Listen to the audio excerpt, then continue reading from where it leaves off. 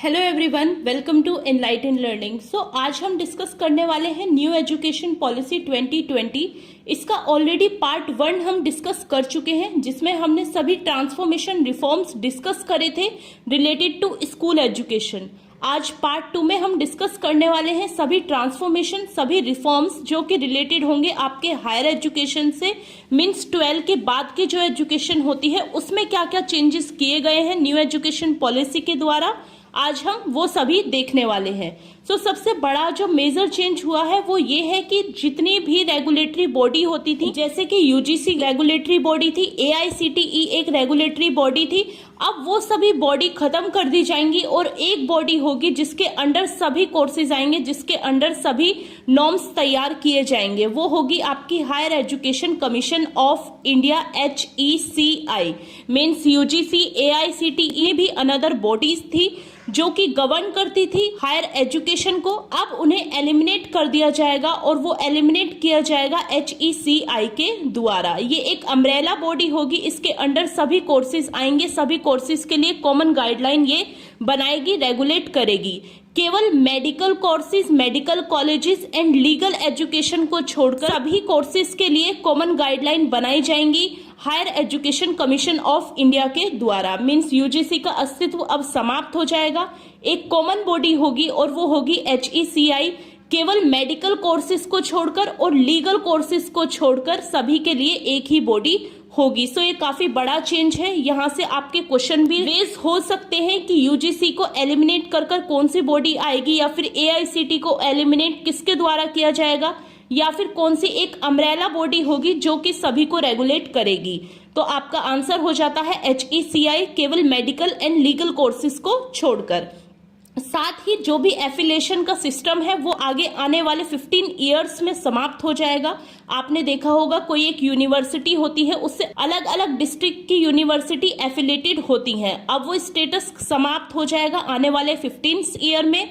सभी यूनिवर्सिटी एक बराबर होंगी, सभी कॉलेजेस एक बराबर होंगे। डीम यूनिवर्सिटी जो होती है स्टेट में वो खत्म हो जाएंगी, डीम यूनिवर्सिटी अब नहीं होंगी, अब होंगी स्टेट यूनिवर्सिटी। कहने का मतलब ये है कि जितनी भी अलग अलग प्रकार की यूनिवर्सिटी होती हैं, जैसे state university, private university, deemed university, अब वो एक ही हो जाएंगी, सबका स्टेटस सेम होगा, सभी के लिए सेम कॉमन गाइडलाइंस होंगी, सभी के लिए कॉमन रूल्स होंगे। डीम यूनिवर्सिटी का अस्तित्व अब समाप्त हो जाएगा, केवल एक प्रकार की यूनिवर्सिटी होगी जिसके ऊपर सेम गाइडलाइंस होंगी, सेम उनकी गवर्निंग बॉडी होगी जो होगी HECI। नेक्स्ट जो ट्रांसफॉर्मेशन हुआ है न्यू एजुकेशन पॉलिसी में वो ये है कि टेक्नोलॉजी का भरपूर प्रयोग किया जाएगा एजुकेशन प्लानिंग में। टीचिंग, लर्निंग एंड असेसमेंट के प्रोसेस में टेक्नोलॉजी का प्रयोग होगा। साथ ही एक बॉडी स्टैब्लिश होगी जो होगी नेशनल एजुकेशन टेक्नोलॉजी फॉर्म, जिसमें कि सभी ई कंटेंट, टेक्नोलॉजी से रिलेटेड सभी जानकारी ये गवर्न करेगी, यहाँ पर उपलब्ध होगी। दिव्यांग फ्रेंडली ई कंटेंट बनाया जाएगा, ऐसा सॉफ्टवेयर डेवलप कराया जाएगा जिससे कि जो भी दिव्यांग स्टूडेंट हैं उनको कोई प्रॉब्लम ना हो, वो अच्छे से एजुकेशन प्राप्त कर सकें। वर्चुअल लैब होंगी। काफी कॉलेजेस ऐसे होते हैं जहां पर प्रॉपर इक्विपमेंट नहीं हो पाते या फिर लैब नहीं हो पाती प्रॉपर, तो उनके लिए वर्चुअल लैब डेवलप करी जाएगी। ऑलरेडी IIT इस पर काम कर रही है। साथ ही ई कंटेंट प्रोवाइड किया जाएगा रीजनल लैंग्वेज में। इन सभी पॉइंट्स की हेल्प से टेक्नोलॉजी का प्रयोग किया जाएगा आने वाले हायर एजुकेशन सिस्टम में। नेक्स्ट हो जाता है, ये काफी इंपॉर्टेंट पॉइंट है, मल्टीपल एंट्री एंड एग्जिट हो सकेगी एक ही कोर्स में। यूजी कोर्स होगा। पहले आपने देखा होगा लास्ट एजुकेशन पॉलिसी में 3+2 होता था, मीन्स आपकी अंडर ग्रेजुएशन जो होती थी वो 3 ईयर की होती थी और पोस्ट ग्रेजुएशन आपकी 2 ईयर की होती थी। टोटल 5 ईयर का आपका ग्रेजुएशन का पीरियड होता था हायर एजुकेशन में। अब वो चेंज कर दिया गया है, 3+2 भी होगा एंड 4+1 भी होगा। चलिए इसे मैं आपको अच्छे से समझा देती हूँ। देखिए, जो पहले आपका ग्रेजुएशन में सिस्टम फॉलो होता था वो होता था 3 इयर्स का, अब फॉलो होगा 4 ईयर का। मीन्स अगर आप 4 ईयर की ग्रेजुएशन करते हो तो आपकी पोस्ट ग्रेजुएशन केवल 1 ईयर की होगी। सीधी सीधी बात वही होगी, आपका एक्स्ट्रा टाइम वेस्ट नहीं होगा कि आप ये सोचे कि 4 ईयर ग्रेजुएशन के हमारे तो एक्स्ट्रा टाइम वेस्ट हो गया, अब हमें 1 ईयर पोस्ट ग्रेजुएशन को देना पड़ेगा। तो देखिए टोटल यहाँ पर आपका 5 ईयर ही आपको इन्वेस्ट करने पड़ेंगे। पहले भी 3+2 के सिस्टम में भी आपके 5 ईयर ही इन्वेस्ट होते थे। अब यहाँ पर जो बेनिफिट आपको होने वाला है इस न्यू एजुकेशन पॉलिसी में वो ये होगा कि आप मल्टीपल एंट्री और एग्जिट का आपके पास ऑप्शन होगा। फॉर एग्जाम्पल, मान लीजिए आपने बीए में फर्स्ट ईयर में एडमिशन लिया और फर्स्ट ईयर कंप्लीट होने के बाद आप सेकेंड ईयर में कंटिन्यू नहीं कर पाए, कुछ फैमिली प्रॉब्लम आ गई, कुछ सर्कमस्टेंसेस ऐसे हो गए कि आप सेकेंड ईयर में एडमिशन नहीं ले पाए, तो आप यहाँ पर इसे ड्रॉप कर सकते हैं और नेक्स्ट ईयर मीन्स जब आपकी फैमिली प्रॉब्लम ठीक हो जाएगी या फिर जब आपको ग्रेजुएशन करनी होगी तो आप अपना 1 ईयर का सर्टिफिकेट दिखाकर डायरेक्टली सेकेंड ईयर में एडमिशन ले सकते हैं।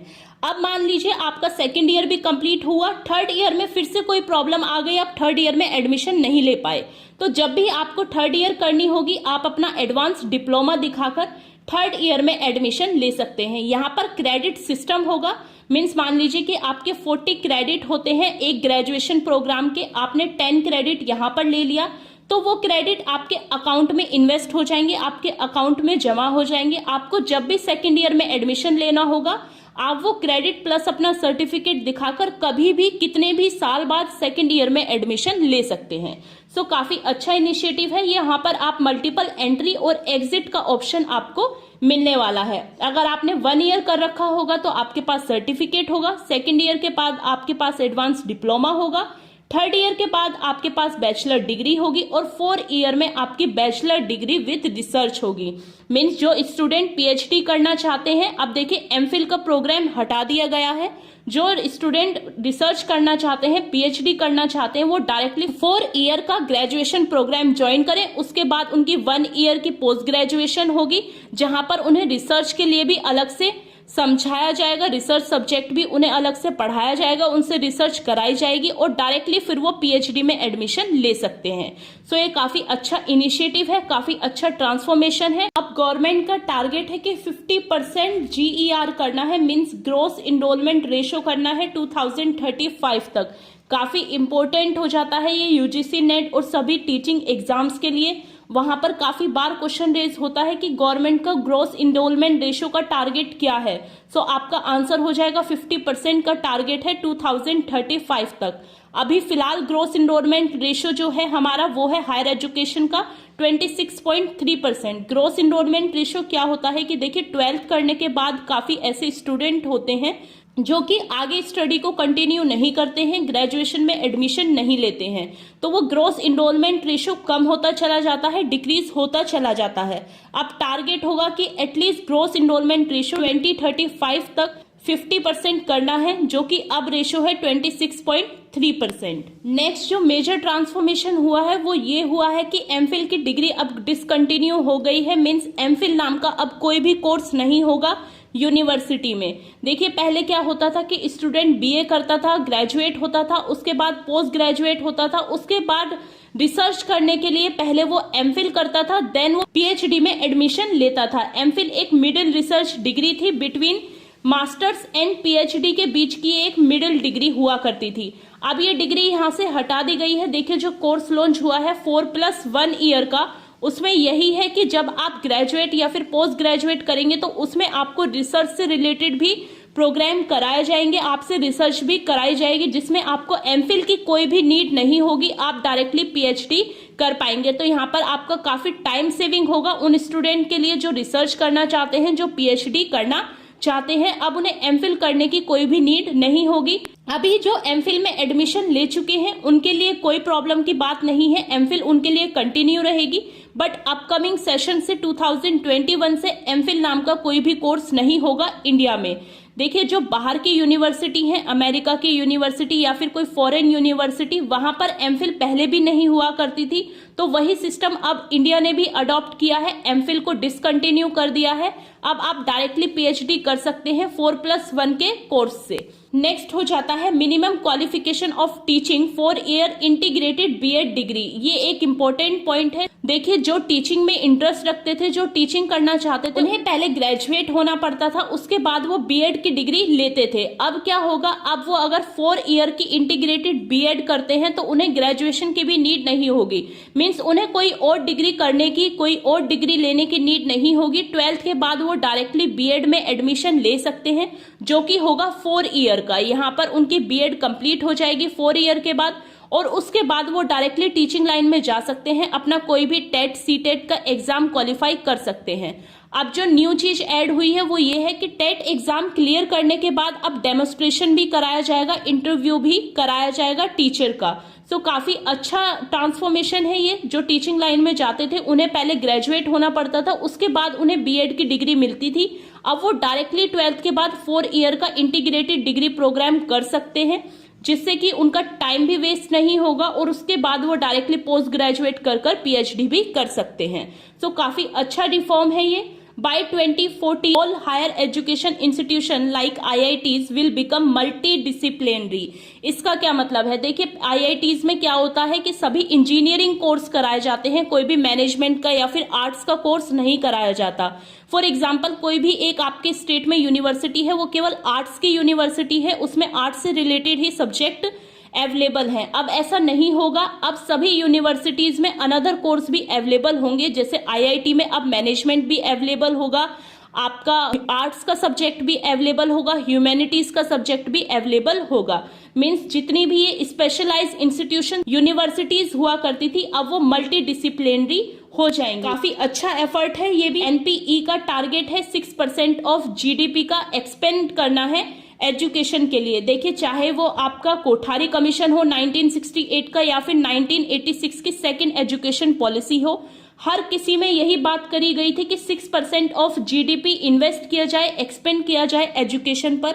बट ऐसा पॉसिबल नहीं हो पाया था। अब जो ये न्यू एजुकेशन पॉलिसी आई है 2020, उसने भी सेम बात रखी है कि 6% हमको एक्सपेंड करना है एजुकेशन पर जीडीपी का।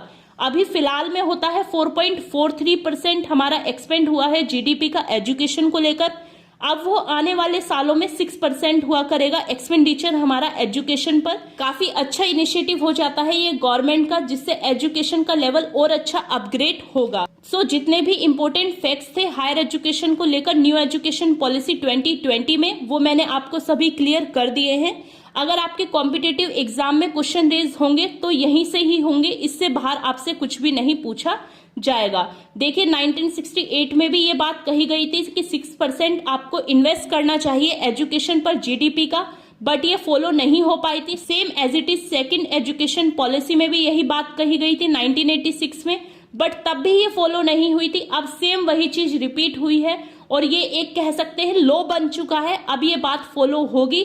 अब 6% जीडीपी का एक्सपेंड किया जाएगा, एक्सपेंडिचर किया जाएगा एजुकेशन पर।